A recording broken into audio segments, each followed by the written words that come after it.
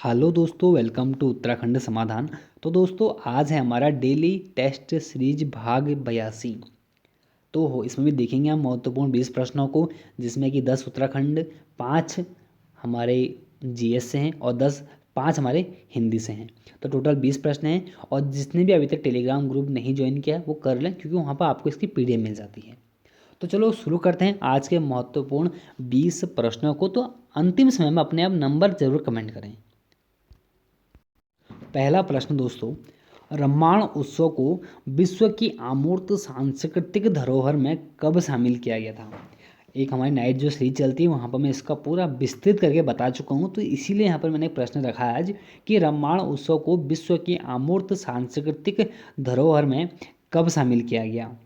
तो दोस्तों, इसका हमारा जो सही आंसर है वह है हमारा बी, 2 अक्टूबर 2009 में।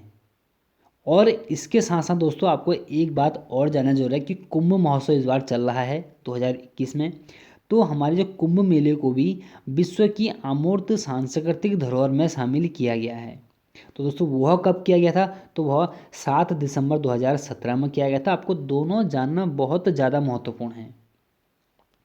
अगला प्रश्न है कि हिमालय महोत्सव कहाँ मनाया जाता है, ऐसा प्रश्न पूछा गया है।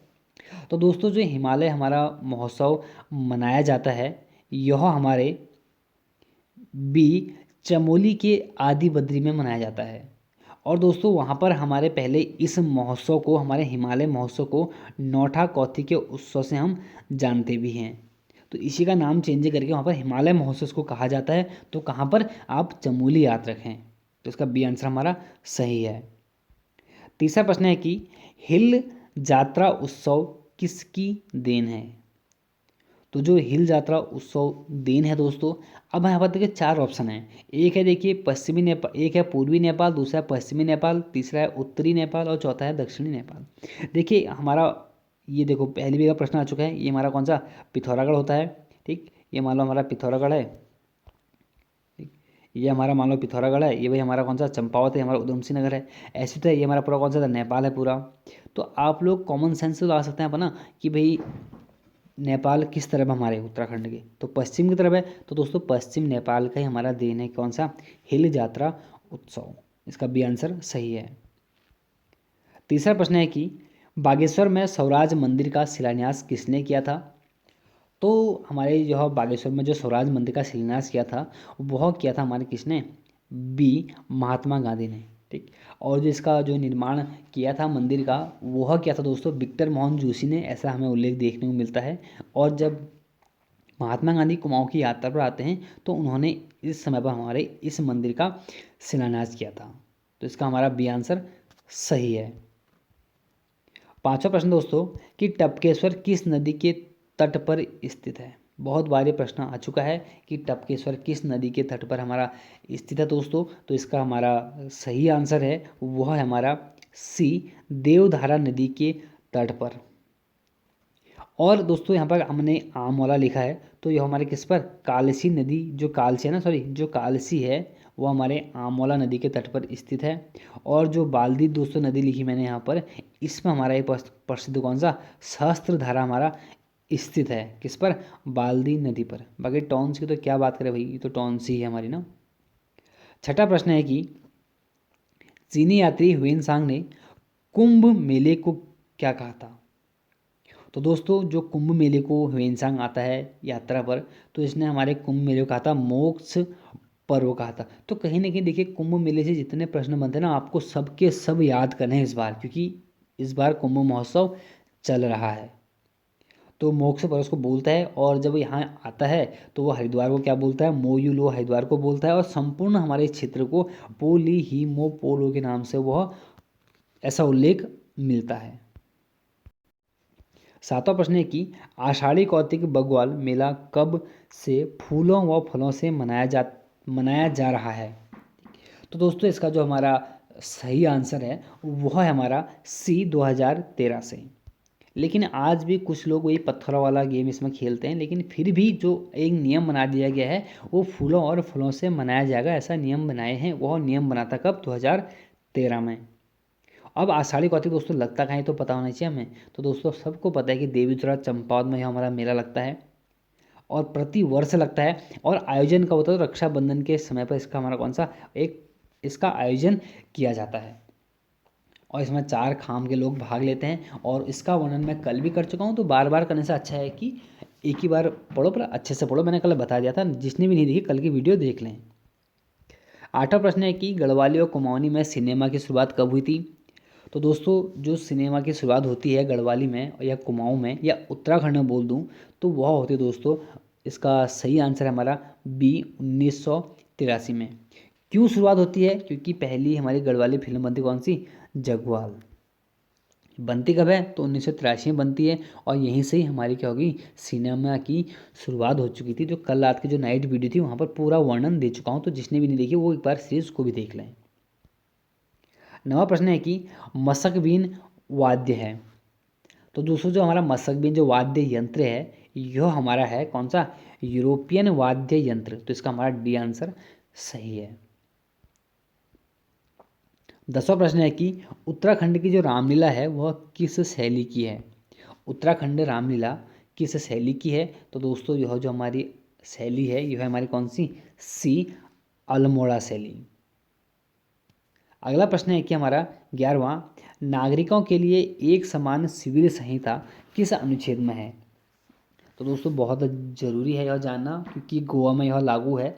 और बात करते हैं कि कौन से अनुच्छेद में है, तो दोस्तों हमारे है बी अनुच्छेद 44 में। अब भाई क्या क्या है ये अनुच्छेद, ये हमारे दोस्तों राज्य के नीति निर्देशक तत्व है ना, तो ये सभी हमारे उसके अनुच्छेद हैं। और राज्य के नीति निर्देशक तत्व किस भाग में आते हैं, तो भाग 4 में आते हैं। और कहाँ से कहाँ तक आते हैं, तो 36 से लेकर 51 तक। 36 से 51 का मतलब क्या, अनुच्छेद 36 से लेकर 51 तक हमें इनका वर्णन देखने को मिलता है। सबसे महत्वपूर्ण जो हमारा है वह देखिए मैंने यहाँ पर 4 दे रखे हैं। अनुच्छेद 40, क्यों 40, क्योंकि इसमें ग्राम पंचायतों का संगठन, किसका, ग्राम पंचायतों का संगठन। और जिसका बी हमारा आंसर है वह मैंने बोल दिया कि नागरिकों के लिए एक समान सिविल संहिता जो कि हमारे गोवा में लागू है, अनुच्छेद 44 में इसका वर्णन है। और एक हमारा है अनुच्छेद 48, क्योंकि इसमें कृषि एवं पशुपालन का संगठन का वर्णन है। और इससे भी महत्वपूर्ण हमारा एक और बनता दोस्तों वो है हमारा अनुच्छेद 48 का क, क्योंकि इसमें पर्यावरण का संरक्षण व संवर्धन और वन एवं वन्य जीवों की रक्षा हमारे अनुच्छेद 48 का कॉम है, क्योंकि वेरी वेरी इंपॉर्टेंट, आप इसको नोट कर ही लेना। ये 4 के 4 आप तो नोट कर लो। हालांकि इनके अलावा जो है नीति निर्देशक तत्वों में जितने भी अनुच्छेद हैं आपको सबके सब याद करने हैं। 12वां प्रश्न है कि सर्वोच्च न्यायालय को कितने प्रकार की रिट जारी करने की शक्ति प्रदान है। तो दोस्तों हमारे सर्वोच्च न्यायालय को हमारे 5 प्रकार की रिट जारी करने का इसको शक्ति प्रदान है। पहला होता है हमारा बंदी प्रत्यक्षीकरण, दूसरा होता है परमादेश, तीसरा होता है प्रतिषेध लेख, और चौथा होता है हमारा उत्प्रेक्षकरण, और 5वां होता है हमारा अधिकार प्रच्छालेख। 13वां प्रश्न है कि वृद्ध गंगा या दक्षिण गंगा के नाम से हम किसे जानते हैं। तो हम वृद्ध गंगा या दक्षिण गंगा के नाम से जो जानते हैं वो है हमारी कौन सी, बी गोदावरी नदी। उसके बाद दोस्तों अगला, अच्छा एक और जानते हैं कांवरी को क्या बोलते हैं हम। कांवरी को दोस्तों हम दक्षिण भारत की गंगा के नाम से जानते हैं। और वृद्ध गंगा और दक्षिण गंगा तो कौन सा, गोदावरी। 14वां प्रश्न है कि तूतीकोरिन बंदरगाह कहाँ स्थित है। तो तूतीकोरिन जो बंदरगाह हमारा है यह हमारे है तमिलनाडु में। तो चेन्नई, एन्नौर, तूतीकोरिन हमारे सभी बंदरगाह हमारे तमिलनाडु में हैं।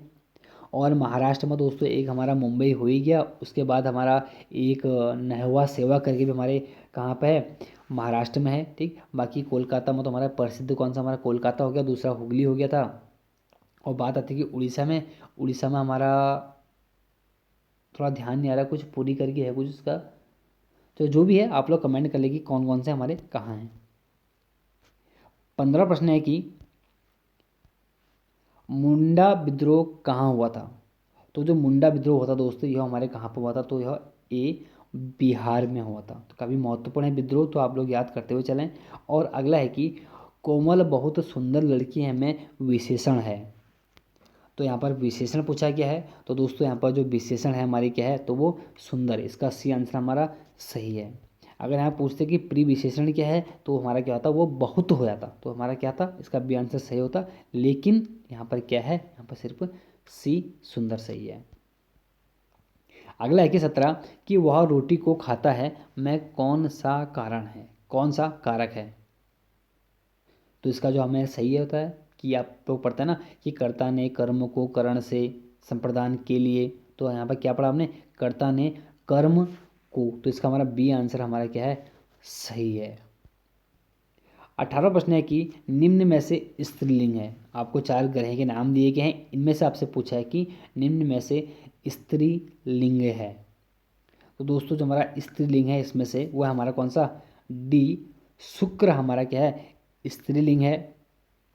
क्यों है शुक्र स्त्रीलिंग, बाकी पुल्लिंग क्यों है, क्योंकि दोस्तों हमारे पृथ्वी और ग्रह में 2 ग्रह पृथ्वी और शुक्र हमारे क्या होते हैं, स्त्रीलिंग होते हैं। और क्यों इसको बोलते हैं, क्योंकि हम इसको क्या बोलते हैं, पृथ्वी की भंगनी या पृथ्वी की बहन के नाम से जानते हैं, तो इसीलिए हम इसको क्या बोलते हैं, स्त्रीलिंग में आता है। 19वां प्रश्न है कि राजभाषा विभाग की स्थापना कब हुई थी।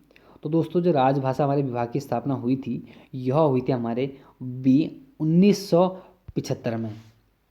और 20वां और अंतिम प्रश्न है कि निम्न में से द्वित्व व्यंजन कौन सा है। तो निम्न में से जो द्वित्व व्यंजन है दोस्तों, वह है हमारा डी उज्ज्वल। तो दोस्तों आज के थे 20 महत्वपूर्ण प्रश्न। बाकी आप लोग कमेंट करें आपको कितने नंबर आ रहे हैं। तो मिलते हैं एक नेक्स्ट वीडियो में। जय हिंद, जय भारत।